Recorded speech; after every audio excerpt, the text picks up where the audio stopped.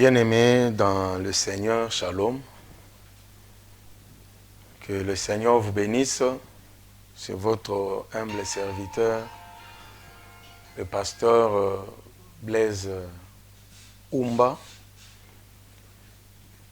Nous sommes encore là dans une autre émission avec un autre thème, la force d'une alliance. La Bible est remplie des alliances. Dieu marche avec son peuple avec des alliances. Nous sommes dans Genèse chapitre 17, du verset 1 à 10, et on parle de l'alliance entre Abraham, Dieu et Abraham. Dieu dit à Abraham, marche devant ma face et sois intègre. Lorsqu'on parle de l'alliance, il y a toujours deux parties. Il y a une partie qui va donner des promesses qui seront comme le devoir et l'autre partie va recevoir comme le droit et vice-versa. Alors dans Genèse chapitre 17, verset 1 à 10, Dieu dit à Abraham, j'établis aujourd'hui mon alliance avec toi et moi, avec ta descendance après toi. Et cette alliance sera définie comme je resterai votre Dieu, je serai le Dieu de tes enfants et vous allez, toi tu vas marcher devant ma face et tu dois être intègre. Alors qu'est-ce que nous appelons alliance? Alliance d'abord d'une manière générale c'est une union, c'est une entente entre deux personnes ou plusieurs personnes, entre deux parties ou plusieurs parties. Mais nous distinguons aussi deux types d'alliances. Nous avons l'alliance qui s'est faite entre un supérieur et un inférieur. Il y a aussi les alliances qui se font entre les égaux. Par exemple, l'alliance qu'un homme peut traiter avec Dieu. L'alliance qu'un homme peut traiter avec le diable. Ça, c'est une alliance entre un supérieur et un inférieur. L'homme est toujours inférieur et tout ce qui est esprit est supérieur. Il y a un deuxième type d'alliance, c'est l'alliance entre deux égaux. Nous avons des alliances entre deux nations. Nous avons des alliances, par exemple, de mariage, c'est entre un homme et une femme. Les deux sont égaux. C'est comme ça que Dieu aussi, dans sa souveraineté, il marche avec son peuple dans une alliance. Toi qui me suis, bien-aimé, que tu sois chrétien, que tu sois païen, je vais te dire, le Dieu qui a créé le ciel et la terre, c'est lui que nous appelons Jésus-Christ de Nazareth, il marche avec des alliances. Il marche avec des alliances. Dieu a traité alliance avec nous, l'humanité, par Jésus-Christ. C'est comme ça que son sang a coulé pour sauver l'humanité. Alors, nous aurons 4 points que nous allons développer dans ce point, dans ce grand thème, la force d'une alliance. Bien-aimé, l'alliance est une force.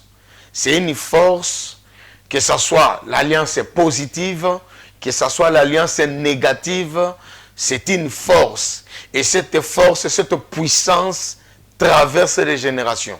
Je dis toujours, l'alliance a une influence transgénérationnelle. Toi, les parents, tu peux traiter l'alliance aujourd'hui, soit avec le diable, soit avec Dieu. Mais sache que cette alliance ne va pas se limiter par toi. Cette alliance va traverser des générations. Dieu traite alliance avec Abraham. Mais il dit à Abraham, je serai même le Dieu de tes enfants. Voilà pourquoi j'ai tiré les oreilles. J'exhorte le peuple de Dieu. Attention à tous les actes que nous posons qui ont une connotation d'une alliance. Son impact ne s'arrêtera pas seulement à nous, son impact influencera même nos enfants.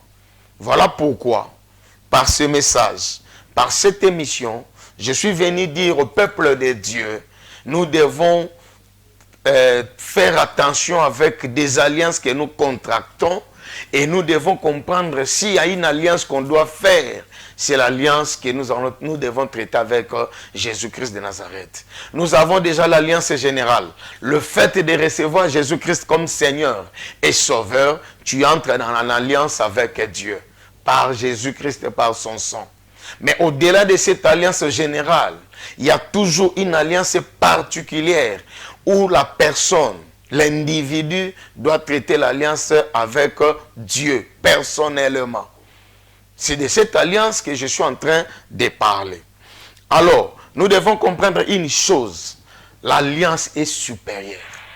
L'alliance a une force. L'alliance a une puissance. L'alliance est plus forte. La supériorité de l'alliance dépasse même la promesse. La supériorité de l'alliance dépasse même la mort. La supériorité de l'alliance dépasse même la loi. La supériorité de l'alliance dépasse même la malédiction. Que Dieu vous bénisse. J'ai prié Dieu que l'alliance que tu as traitée avec Jésus-Christ impacte ta vie au nom de Jésus-Christ. L'alliance que tu as traitée en privé, dans une souffrance, avec beaucoup d'épreuves, tu as sacrifié certaines choses dans ta vie pour traiter l'alliance avec Dieu, pour traiter l'alliance avec Jésus. Laisse-moi te dire, cette alliance impactera ta vie positivement. Cette alliance influencera même l'avenir de tes enfants. C'est une alliance qui traverse les générations. Abraham est parti, mais quand Isaac est venu, Isaac a profité de l'alliance de son père. Isaac est parti, lorsque Jacob est venu, il a profité de l'alliance de son père. L'alliance est plus forte, l'alliance est plus puissante, l'alliance influence positivement les choses si tu les traites avec Jésus-Christ de Nazareth. Mais il y a aussi des gens qui ont traité l'alliance avec le diable. Lui, il se réjouit aujourd'hui, mais quand il part, l'alliance continue à faire souffrir les enfants, la postérité qui est restée. Je t'exhorte que l'alliance influence ta vie. Aujourd'hui, nous allons prendre le premier point où nous allons dire l'alliance est plus supérieure que la promesse. Pourquoi? Parce que l'alliance écrit plus que la promesse. Si vous lisez dans Genèse chapitre 12, Dieu donne la promesse à Abraham. Verset 1, tu peux aller jusqu'au verset 19. Dieu donne la promesse à Abraham. Mais pendant qu'il a la promesse, il y a une famine. Abraham est descendu en Égypte pour chercher les secours. Arrivé là-bas, le pharaon a envié sa femme. Abraham a dit, si tu dis au pharaon que tu es ma femme, ça sera comme tu vas me tuer. Il faut dire que tu es ma soeur. Et Sarah a respecté, et on a parlé, on a dit, elle était la soeur d'Abraham. Pharaon a pris Sarah comme sa femme. Il a passé nuit avec cette femme. Il a fait d'elle tout ce qu'elle voulait comme une femme. Et arrivé le jour suivant, il remet la femme à Abraham. Et Dieu n'a pas intervenu, Dieu n'a rien fait. Mais après, Dieu punit Pharaon pour dire que Dieu n'était pas content de l'acte que Pharaon a fait. Mais Dieu était incapable d'intervenir pour que cela n'arrive pas.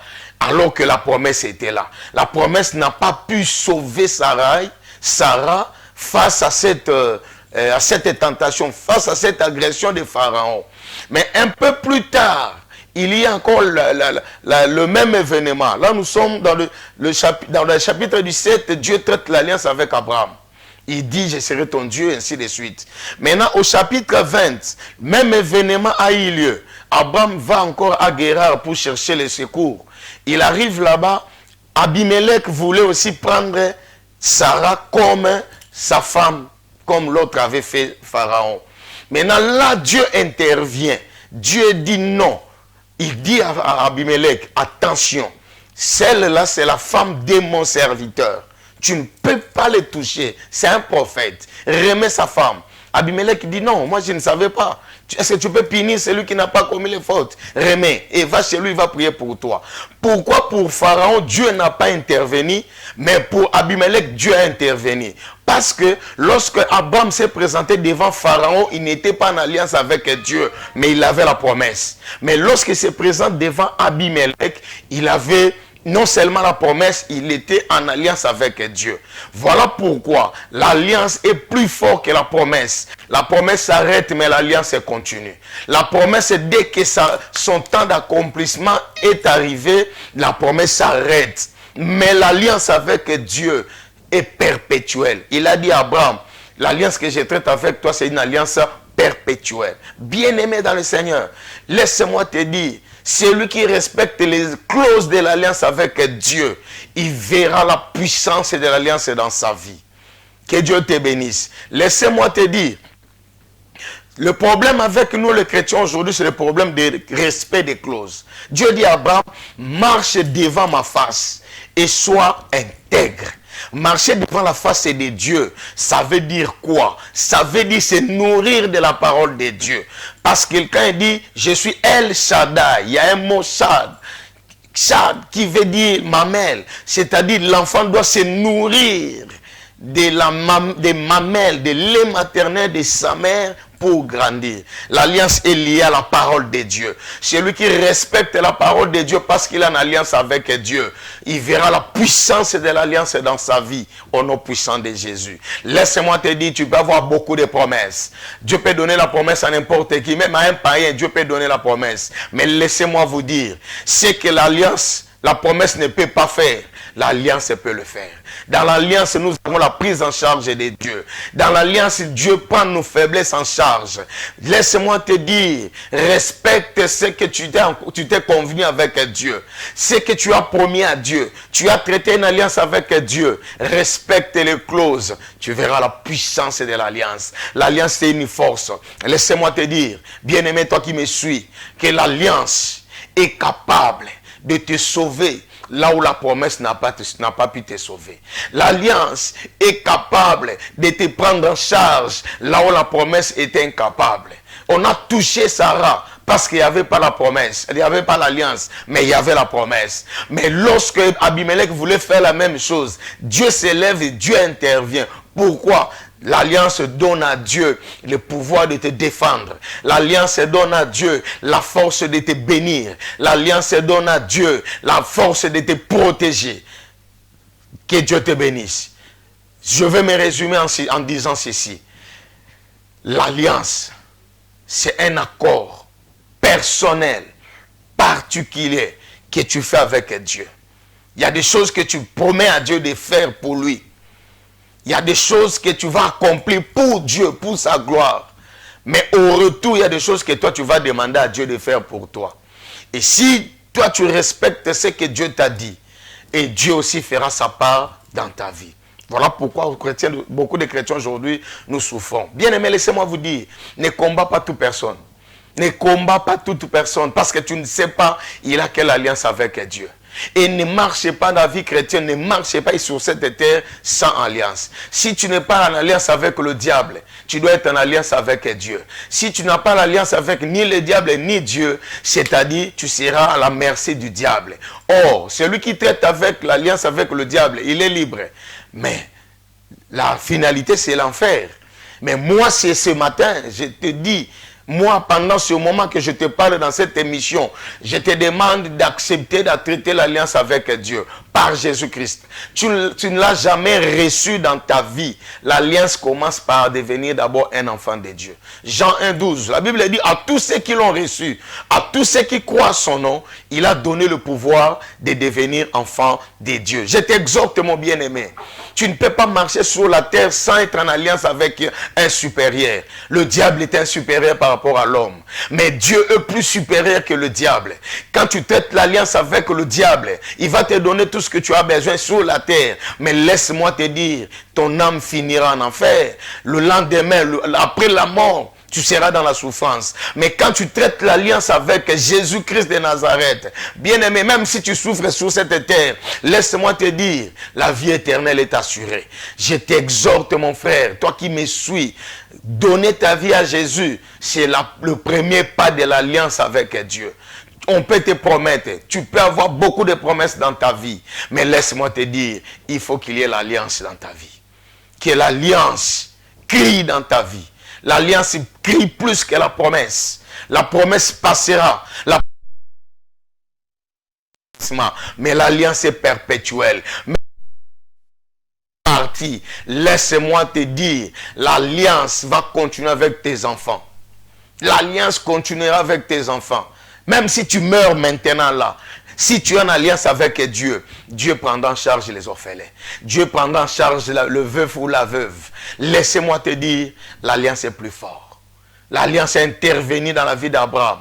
Quand Abraham a traité l'alliance avec Dieu, Dieu a changé des choses. Il a répété même la promesse après avoir traité l'alliance. Mais dans l'alliance, il a dit même à Israël, lorsque vous serez, il a dit à Abraham, pardon, lorsque tes enfants, ta descendance sera esclave quelque part, moi Dieu, je descendrai pour les délivrer et je frapperai la nation. Bien aimé, il l'a fait avec Israël quand il était en Égypte.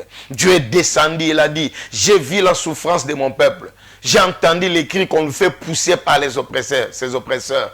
Et la Bible dit, Dieu se souvient de l'alliance qu'il a traitée avec Abraham, Isaac et Jacob. Nous sommes dans Exode chapitre 1, je crois le verset 23-24.